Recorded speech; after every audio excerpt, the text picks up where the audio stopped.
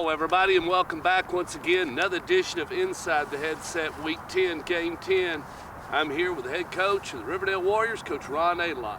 Coach, last Friday night played a very, I guess what some call a circus game, a very high upbeat tempo game between two great teams. Fell a little short, but all in all, I didn't think you were intimidated by the other group at all.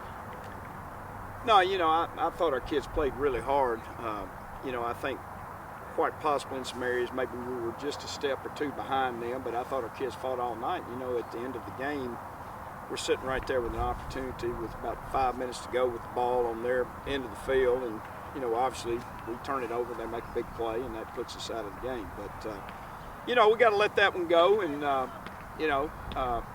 that was an opportunity game for us, and we let it slide, but I thought we closed the gap from the Blackman week to the Oakland week, and obviously this game this week will tell us a little bit about, our fortitude and, how we bounce back and, possibly what we're sort of looking at going into the playoffs.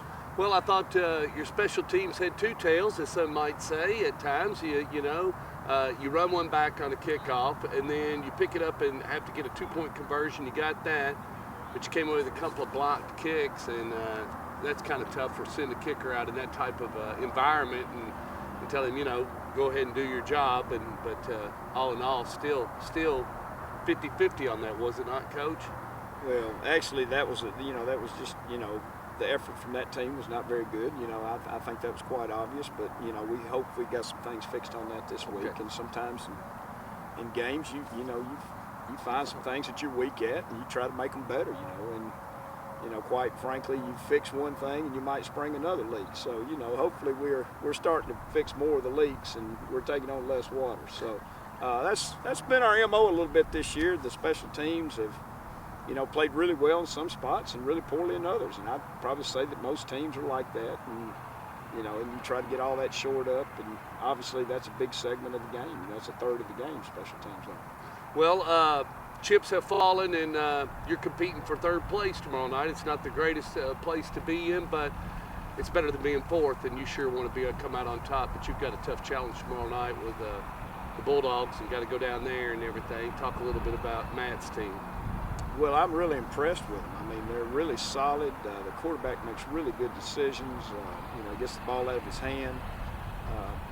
I think they're solid on defense. I don't really, I feel like they're a really, really solid football team, and they're a young football team too. So, it's, predominantly, we both got seniors starting, but again, the amount of seniors that we have in this district are not the amount that you'd normally go in the season with. So it ought to be a really good football game. We're looking for a very close football game, as I'm sure they are. And the team again that makes the fewest mistakes wins the special teams, and capitalizes on the team that makes mistakes is going to be a team that wins. Other coaches have been talking and everything, and the sad part about it is you got to go right back through it after. Tom will chisel them out late Friday night and find out where you're going to go, but you are guaranteed another game. But it's kind of sad because other coaches have pointed out teams like yourself, even though you're competing for third, you would be number one in other districts or other conferences or whatever you may want to put it. You'd be well in putting up a good fight, like if you were in the Cook Bowl or one of the other conferences. Well, and and we could sit around and worry about that. And the bottom line is we're excited to be where we're at this point. And our focus is on Smyrna, and where the playoffs lead us, we'll worry about that on Saturday. But obviously we got a lot to worry about before we get to that.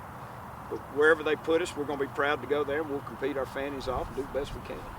All right, Coach, I want to say you've been with me all through the regular season. I really appreciate you and taking your time. This is the Coach Ron Aydelott show. It's a chance. Well, it is. It's a chance for you to communicate to Riverdale Warrior fans, your team, your parents, and whatnot. And it's your time. And I say to you, anytime during the playoffs, all you got to do is text me. I'll be right over, and I'll be happy to do an interview or get caught up with Riverdale Warrior football. Well, we'll certainly do it as long as it's part of our year right now, so we'll certainly do it through the playoffs. Okay. Whatever, well, I'll try to make an appearance and text you and stay right with you. We want to tell all the fans thank you, be out with us, and come support these kids. They're fighting, and it hurts them to lose, but obviously this year's been a fun year, and hopefully we can keep it up for a few more weeks. I got to tell you, you know, it was a great atmosphere though Friday night, being in that, and people that did.